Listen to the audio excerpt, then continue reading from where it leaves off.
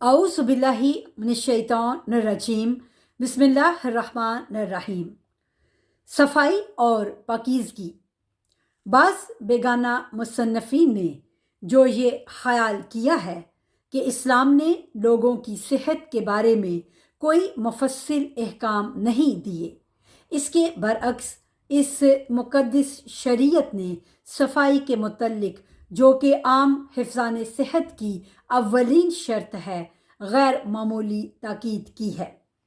इस्लाम ने पीने के पानी से लेकर मकान और लिबास, हत्ता के वाफिर मिकदार में पानी रखने वाले कुएं समेत हर चीज़ की सफाई के बारे में हिफ़्ज़ान सेहत की खातिर बहुत से अहकाम दिए हैं।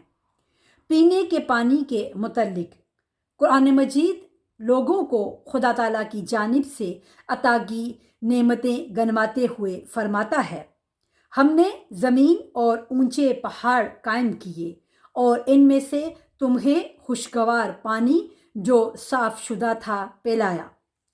इस्लाम कहता है कि साफ़ बर्तन इस्तेमाल करने चाहिए और इसी बिना पर रसूल अकरम सल्लल्लाहु अलैहि वसल्लम शामी प्यालों में पानी पीना पसंद करते थे, जो इस ज़माने में साफ़ और उम्दा बर्तन समझे जाते थे, और फरमाते थे कि ये पकीज़ा तरीन बर्तन हैं।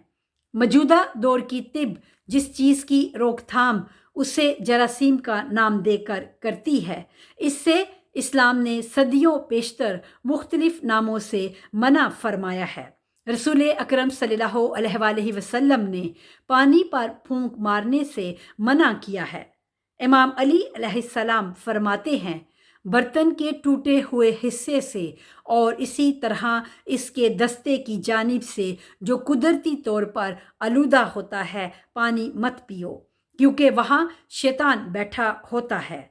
पैगम्बर अकरम सल्लल्लाहु अलैहि वसल्लम फरमाते हैं, बर्तन के दस्ते की तरफ से पानी मत पियो, क्योंकि वहाँ मैल जमा हो जाती है। इमाम सादक अलैहिस्सलाम फरमाते हैं, कूजे की टूटनी से या इसके टूटे हुए हिस्से से पानी मत पियो, क्योंकि वहाँ से शयातीन पानी पीते हैं। अलावा अज़ीं रसूल अकरम सल्लल्लाहु अलैहि वसल्लम ने मुँह का पानी पीने के पानी में डालने से मना फरमाया है, और इसी तरह हैवानात की तरह बहते पानी पर मुँह लगाकर पानी पीने की भी ममानियत की है। ग़ज़ा खाने की मुतल्लिक़। पानी पीने के मौजू के बाद ग़ज़ा खाने का मौजू काबिल तवज्जो है। इस मकसद के हसूल की खातिर कि हाथ पकीज़ा हो, इस्लाम हुक्म देता है कि ग़ज़ा खाने से पहले वज़ू कर लिया जाए। रसूल अकरम सल्लल्लाहु अलैहि वसल्लम फरमाते हैं, जो शख्स ग़ज़ा खाने से पहले वज़ू कर ले, उसकी ज़िंदगी दराज होती है और इसका बदन बीमारी से महफूज रहता है। ग़ज़ा से कबल वज़ू करना नदारी और बेचारगी की रोकथाम करता है, और ग़ज़ा के बाद वज़ू करना जनून को रोकता है और आँखों को सही रखता है। बदन की सफाई।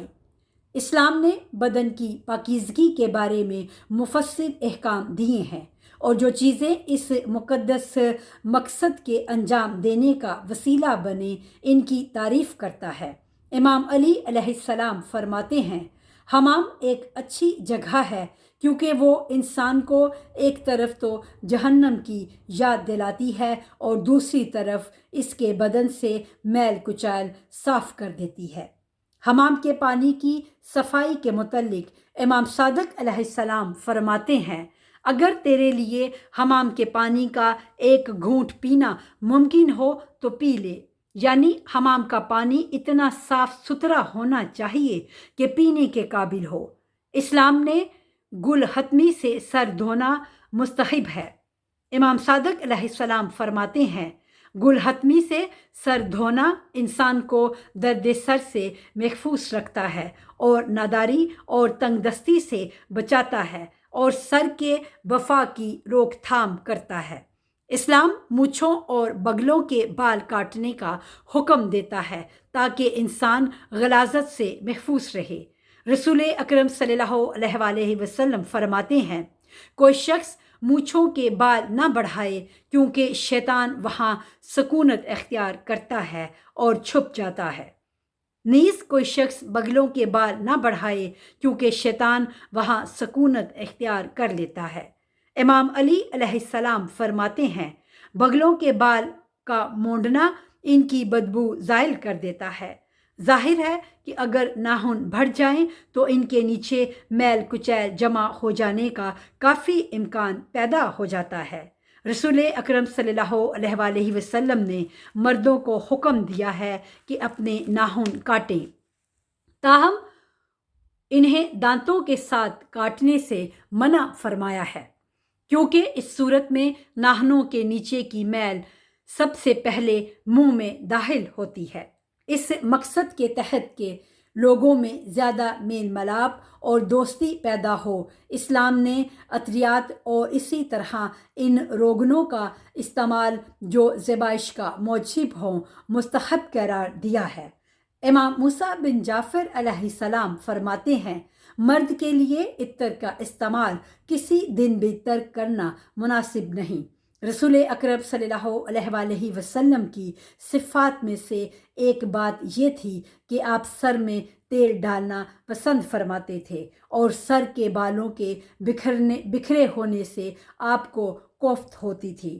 آپ فرماتے تھے، سر میں تیل ڈالنا غم اور اندوہ کو زائل کرتا ہے، اور ان سب سے زیادہ اہم موضوع مسواک کرنا اور دانتوں کو پاکیزہ رکھنا ہے۔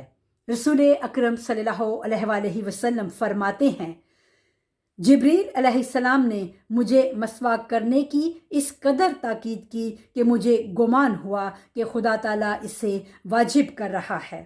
اگر میری امت کے لیے یہ کام مشکل نہ ہوتا تو میں حکم دیتا کہ ہر نماز کے ساتھ مسواک کی جائے۔ میں دن رات میں ان پر 5 مرتبہ مسواک کرنا واجب کر دیتا۔ امام صادق علیہ السلام فرماتے ہیں، مسواک کرنا مرسلین کی سنتوں میں سے ہے۔ نیز ناک اور منہ کی پاکیزگی کے لیے کلی کرنا اور استنشاق نتنوں میں پانی ڈال کر خارج کرنا مستحب قرار دیا گیا ہے۔ امام علی علیہ السلام فرماتے ہیں، مزمزہ، کلی اور استنشاق مستحب ہے اور منہ اور ناک کو پاکیزہ کرتے ہیں۔ لباس کی صفائی۔ گو اسلام لباس کی جنس اور قسم کو اہمیت نہیں دیتا، لیکن اس کی صفائی کو بہت اہم سمجھتا ہے۔ رسول اکرم صلی اللہ علیہ وسلم فرماتے ہیں، جو شخص لباس تیار کرے اسے صاف کرے، حتیٰ کہ امام صادق علیہ السلام فرماتے ہیں، صاف لباس دشمن کو ہوار کرتا ہے۔ مکان کی صفائی۔ اسلام نے گندے اور گرد و غبار سے اٹے ہوئے مکانوں کی مذمت کی ہے اور انہیں غلیظ یہودیوں کی صفت قرار دیا ہے۔